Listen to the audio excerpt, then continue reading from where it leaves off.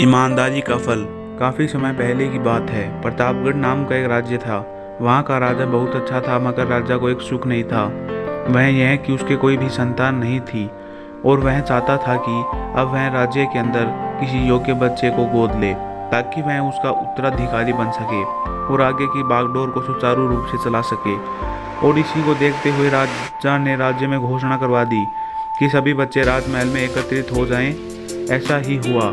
राजा ने सभी बच्चों को पौधे लगाने के लिए भिन्न भिन्न प्रकार के बीज दिए और कहा कि अब हम 6 महीने बाद मिलेंगे और देखेंगे कि किसका पौधा सबसे अच्छा होगा। महीना बीत जाने के बाद भी एक बच्चा ऐसा था जिसके गमले में वह बीज अभी तक नहीं फूटा था, लेकिन वह रोज़ उसकी देखभाल करता था और रोज़ पौधे को पानी देता था। देखते ही देखते 3 महीने बीत गए। बच्चा परेशान हो गया।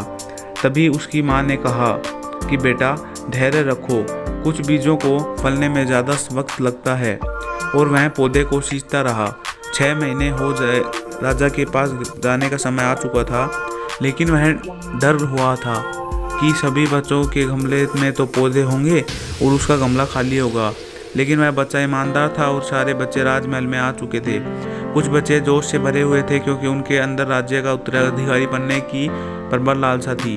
अब राजा ने आदेश दिया कि सभी बच्चे अपने अपने गमले दिखाने लगे, मगर एक बच्चा सहमा हुआ था क्योंकि उसका गमला खाली था। तभी राजा की नज़र उस गमले पर गई। उसने पूछा, तुम्हारा गमला तो खाली है? तो उसने कहा, लेकिन मैंने इस गमले की 6 महीने तक देखभाल की है। राजा उसकी ईमानदारी से खुश था कि उसका गमला खाली है, फिर भी वह हिम्मत करके यहाँ आ तो गया। सभी बच्चों के गमले देखने के बाद राजा ने उस बच्चे को सभी के सामने बुलाया। बच्चा सहमा गया और राजा ने वह गमला सभी को दिखाया। सभी बच्चे जोर से हंसने लगे। राजा ने कहा, शांत हो जाइए, इतने खुश मत होइए।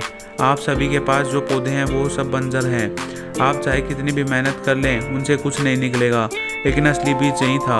राजा उसकी ईमानदारी से बेहद खुश हुआ और उस बच्चे को राज्य का उत्तराधिकारी बना दिया गया। लेकिन हमें इस कहानी से क्या सीखने को मिला? मेरे हिसाब से अपने अंदर ईमानदार का होना बहुत ज़रूरी है। अगर हम खुद के साथ ईमानदार हैं तो जीवन के किसी न किसी पड़ाव में सफल हो ही जाएंगे, क्योंकि हमारी औकात हमें ही पता होती है। हम खुद को पागल बनाकर खुद का ही नुकसान करते हैं। भी यह अच्छी लगी होगी।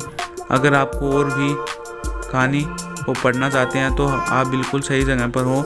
यहाँ पर आपको छोटी छोटी लेकिन प्रेरणादायी कहानी का खजाना मिलेगा। आपकी कीमती समय देने के लिए दिल से आपका शुक्रिया। धन्यवाद।